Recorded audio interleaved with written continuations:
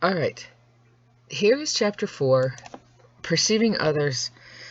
I would argue that this is perhaps one of the most important chapters we will talk about, if not the most important, because it's a foundational chapter. So the textbook tells us that Nelson Mandela had a quote, "Where you stand depends on where you sit," meaning the stance you take on any kind of issues depends on your own experiences and what you have experienced. So I want to show you this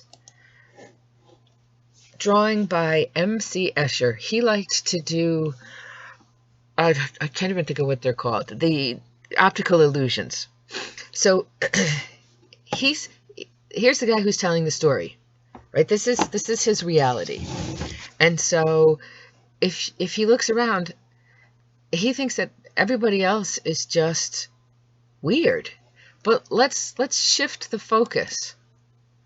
And now we're going to tell the story from this guy's perspective, and this person's perspective, and this person's perspective. And where's our original person is now the strange person.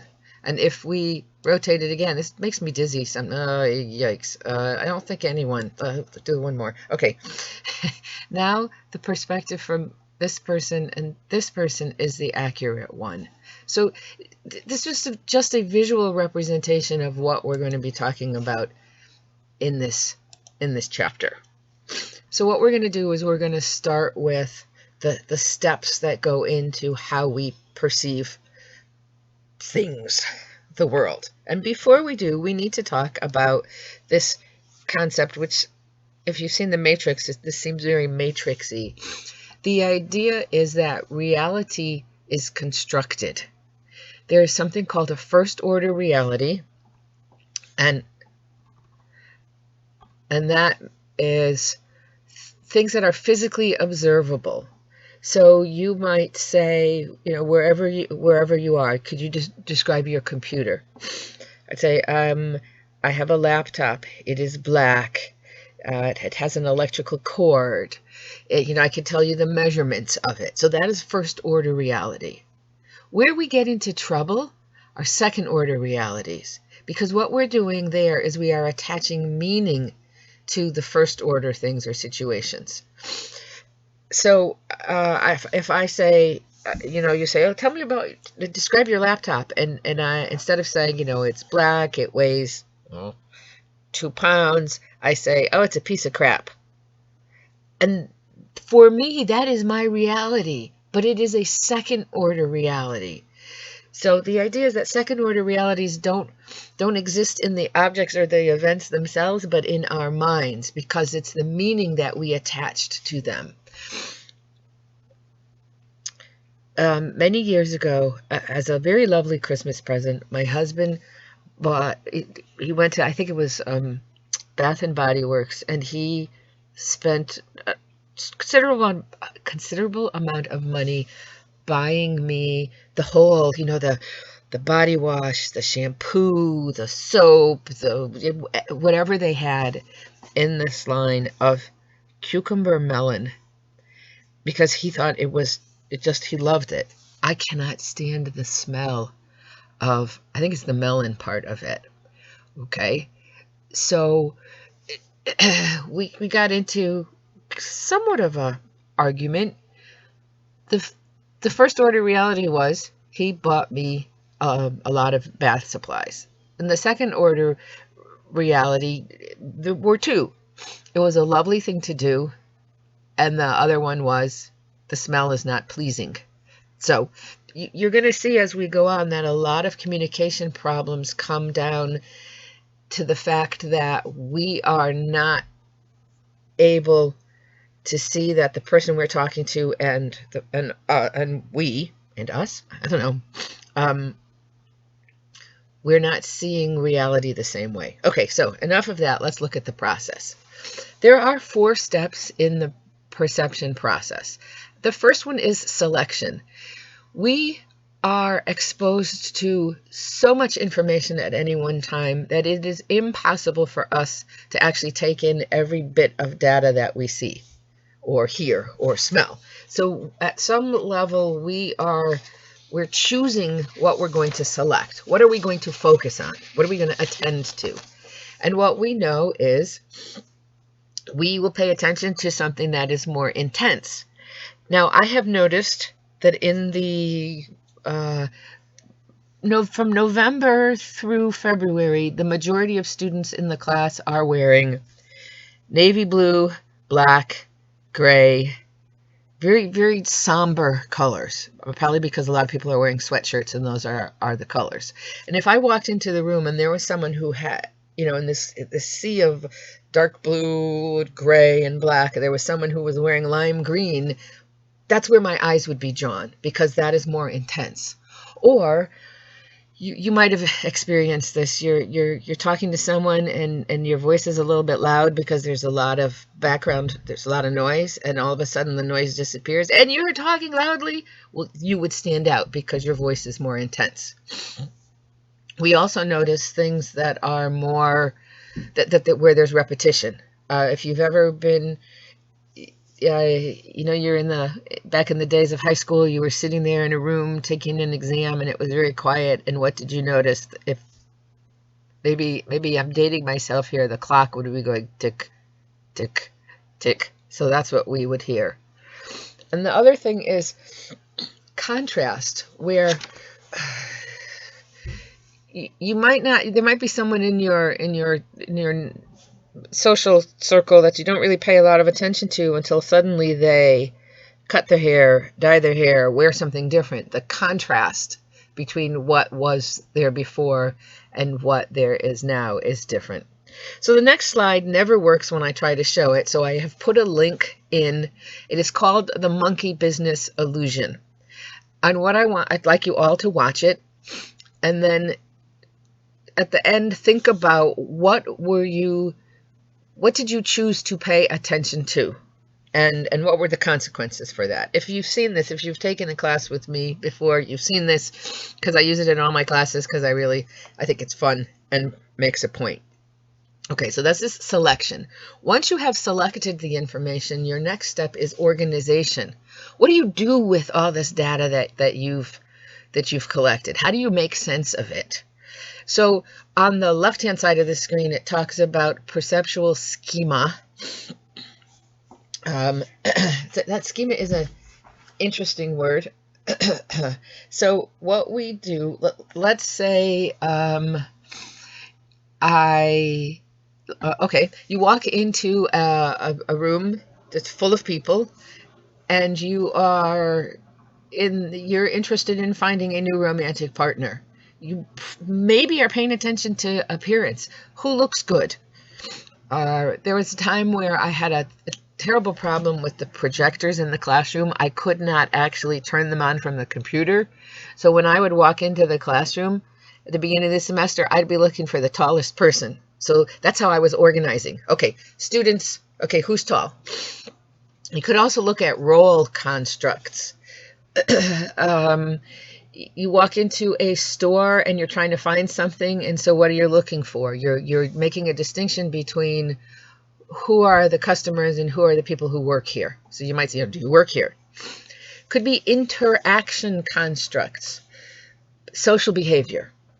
I tell you, we have a group of 24 students in the class, and I say, I want you to get into groups of 4 because you have a group project. You don't know the students really well when I do this, and so you are looking at people and you're saying, what am I going to choose? Who do I want to be in my group? And you're probably looking for people who there's certain criteria you have for social behavior, or possibly you're looking at psychological constructs. You're looking at who seems to be more secure, more outgoing, confident. Okay, so we use these constructs to organize information, or I said, how are these constructs used to organize information? And I just gave you examples of them. There's another thing to think about that is really interesting, that it has to do with the concept of punctuation. In this case, punctuation does not mean commas and periods and question marks. It has to do with, in a sense, who started it. So they show this circle. So there's a couple that's having difficulties, and the husband says, my wife is always demanding. She's always asking me to do stuff. And the minute I come home from work, she's on my case. And the wife would say, my husband comes home from work, and as soon as he comes home from work, he just goes to the family room and turns on the TV, hides behind the newspaper. And each of them would tell you that their behavior is in response to the other person's behavior. I demand because he withdraws. And the husband says, I withdraw because she demands. Okay, so it's how are we organizing this information? Which came first, the chicken or the egg? Okay, so this is what punctuation is. It's I guess we could think about it as, where do we put the punctuation, right? Where do we say that this is where it starts, period. This is where it goes on. Each person is convinced that they are right. And based on my experience, most of the time people don't bother to talk about this. They just go on being angry with the other person. Okay, so we've got selection. Then once we've selected, we organize. Oh, I forgot this one. Okay, this has to do with organization. Have you ever seen this? This is another optical illusion. When you look at this picture, if you've seen it before, you can see both. If this is the first time you've seen it, you either see a young lady or an old lady. And frequently what happens is people can only see one. So let me, if we're doing the young lady, let me see if I could do this. This is her eye. This is her chin. She is looking over her shoulder. Okay. If it's the old woman, this is her chin, this is her mouth, and this is a very big nose. Okay, so this has to do with how you organize information, what information jumps to the front for you, and what is background. I suspect that if you go online, there will be something that says how you can see the young woman or the old woman. All right. So the third step is interpretation. Now that you have selected information, you've kind of organized it, what do you do with it? What does it all mean? And how you attach meaning depends on many different factors, but we will look at the big four. The first one is relational satisfaction. So perhaps there is someone that you are close to that has a somewhat annoying habit. And when things are going well, you don't notice it. But when you're upset with this person, that annoying habit really comes to the forefront. Okay, so that's one of the things that determines how we interpret the data. I did not realize this was in my blind area until my sister told me that I'm constantly clearing my throat. And I think she told it to me because at the time she was annoyed with me, and so she found that behavior she found the behavior annoying and probably figured that I was doing it to make her miserable. Oh, I'm going to clear my throat. No, I'm going to drink some water instead. Another one is expectations. The idea is what you expect is what you get. So if you go into a situation, I have to talk to my boss, and he's just going to be really, he's going to be stubborn about it no matter what he does, unless you walk in and he hands you $200 and says, I'm sorry, I've been hard on you, here, take this. No matter what he does beyond that, you're going to see how stubborn he is, and he won't negotiate. Another factor is personal experience. If you've had trouble with bosses in the past, you will probably have trouble with a boss, because that ties into expectations also. If you've never had problems with other students in the class, then you're going to go into a situation thinking this is going to be good. I never have problems. Oops, cleared my throat. And then there's also assumptions about human behavior? Do you think that overall people are out to get whatever they can, and they will step over people? Or do you believe that at heart people want to do a good thing, and that's what you're going to see? Another one has to do with personality. People who are, this was interesting because I don't really know how they measure it. As the textbook says on page 107, people with cold dispositions have difficulty interpreting and label the emotions of others.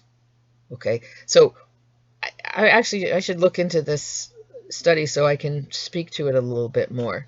So if you are whatever a cold personality is, if you are a person like this, you probably expect other people to have cold dispositions, and that's what you're going to see. So see, none of these 4 or 5, if I put in personality, none of these factors have anything to do with the outside world. These are all things that are within us. So they become second order reality that's influencing what we see. The last one is called negotiation, because remember that in any communication there are 2 people, and each of them are influencing that communication process.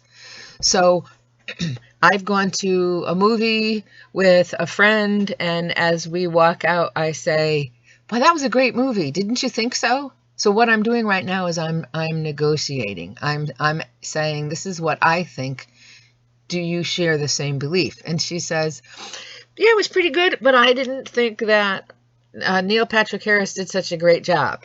And I say, "Oh, I don't know. I thought he was really convincing in this. But I really didn't like Ben Affleck." What was the movie? Gone Girl, which I saw a while ago. So you're going back and forth. You are negotiating what this situation really means. And there's another important concept in here called narratives, which are the stories that we create to make sense of our personal world. And there's a study that I think it's fascinating. It's on page 109. It says, shared narratives don't have to be accurate to be powerful. Couples who report being happily married after 50 or more years seem to collude in a relational narrative that doesn't always jibe with the facts. So basically what happens is these people will say, "Oh, we never fight. We get along we get along wonderfully." And if you talk to family members or neighbors, they will say, "I've heard plenty of arguments coming from that house." So basically what happens is they offer charitable interpretations of the other person's behavior. "Oh, yeah, we had words, but it was just because, we were tired after a long drive," or something like that. So, examining this research, Judy Pearson asked the following: should we conclude that happy couples have a poor grip on reality? Perhaps they do, but is the reality of one's marriage better known by outside onlookers than by the players themselves? The conclusion is evident. One key to a long, happy marriage is to tell yourself and others that you have one, and then to behave as if you do. So, this is the perception process.